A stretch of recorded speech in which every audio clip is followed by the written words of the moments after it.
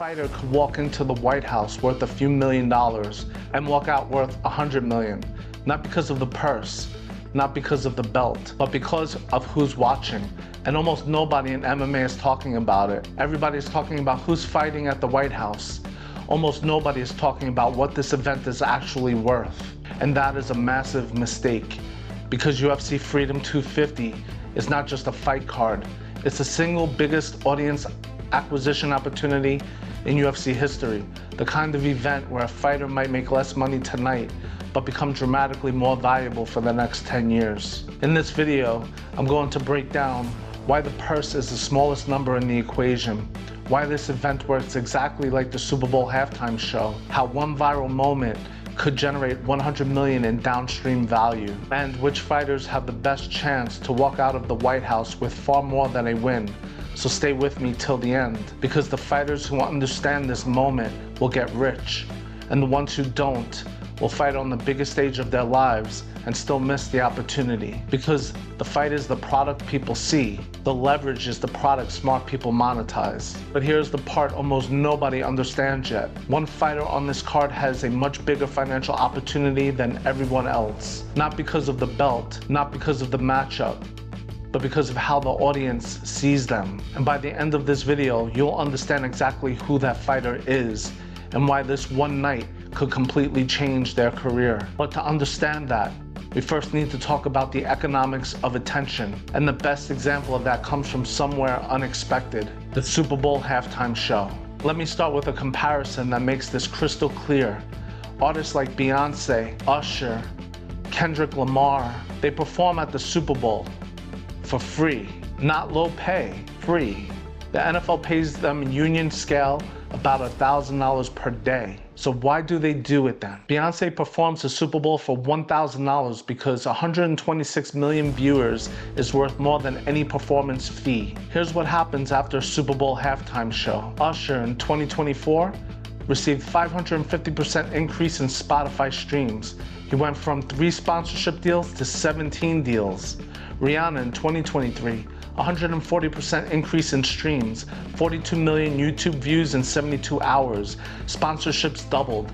Kendrick Lamar in 2025, 133.5 million views, 173% Spotify increase, 430% spike on Not Like Us. This is the economics of attention. Artists don't get paid for the performance. They get paid for the exposure. And that exposure converts into streaming revenue, sponsorship deals, tour ticket sales, brand partnerships, long-term career value. But here's what makes the UFC White House card the exact same play. $60 million production cost, no profit expected. The UFC will likely lose money on this event. And why? Because this isn't about immediate revenue.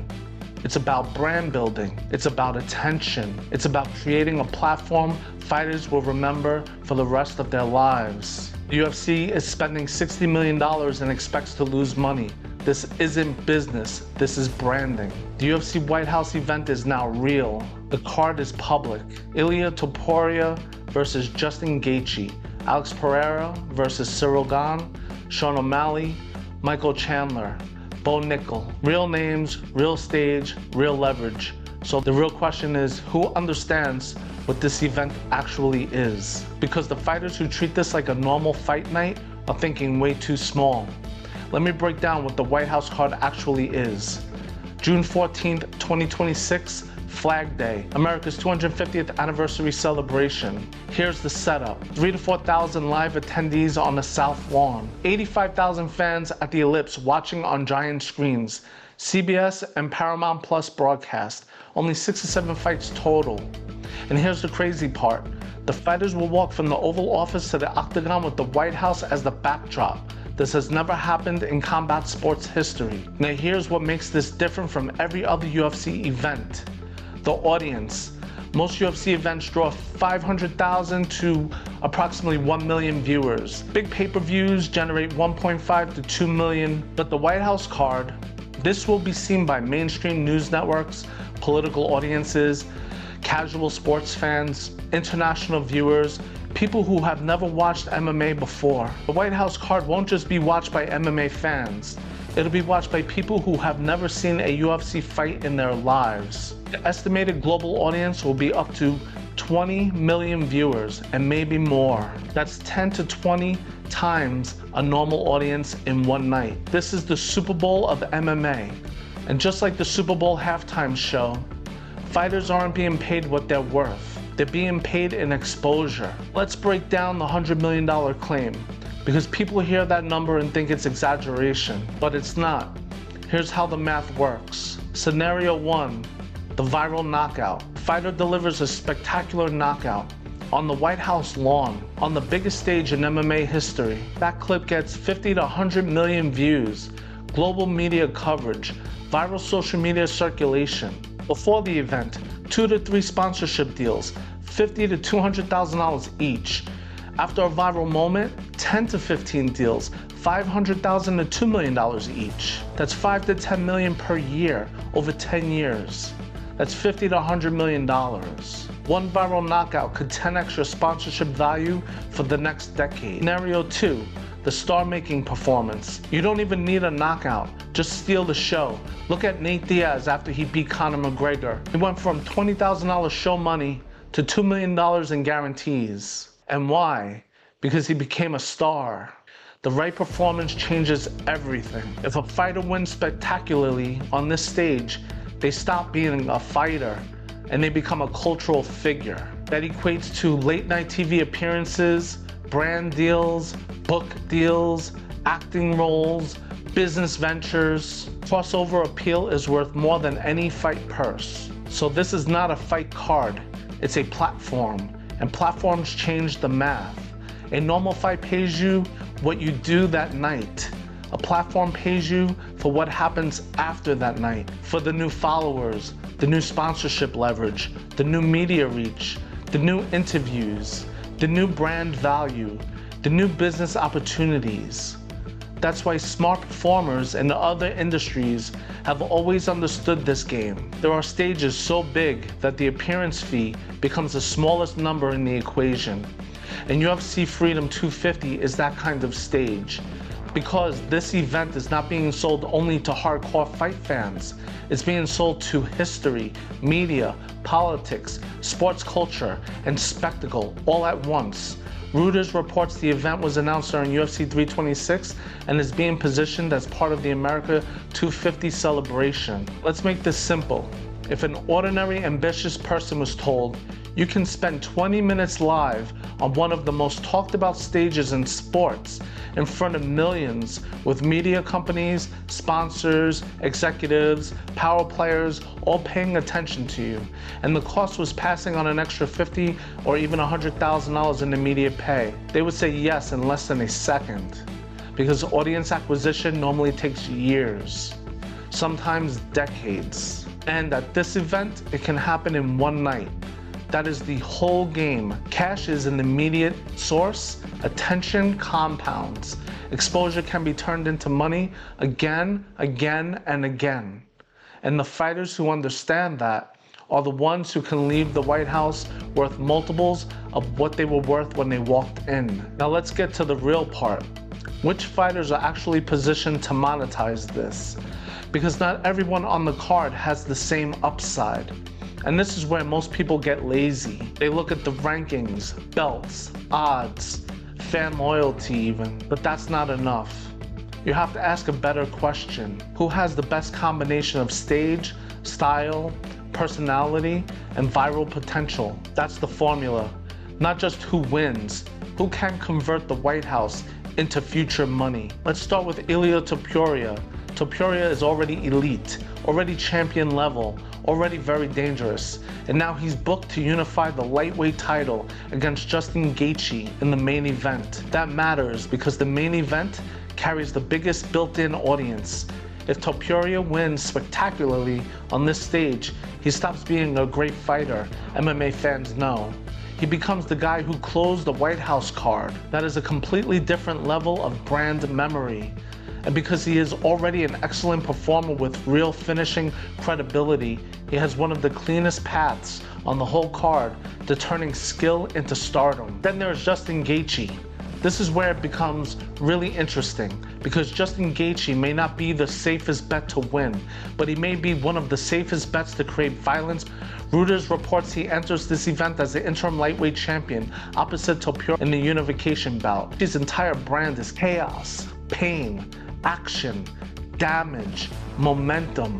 If he steals this event with a war, or even bigger, a shocking finish, his upside is enormous, because casual audiences remember one thing above all else: spectacle, and Gaethje is built for spectacle. If he wins here, he doesn't just win a fight, he wins a permanent piece of UFC Freedom 250 mythology. Now let's talk about the fighter with maybe the single biggest upside on the card, Alex Pereira, Poatan. Reuters reports Pereira is booked to face Cyril Gane for the interim heavyweight title, and a win would make him the first 3-division champion in UFC history.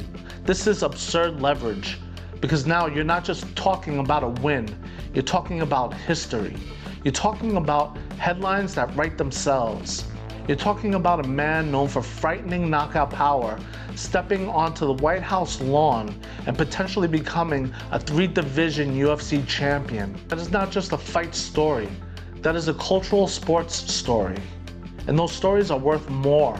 If Pereira wins dramatically, his highlight package becomes priceless. His sponsorship value jumps. His negotiating power jumps. His global name recognition jumps.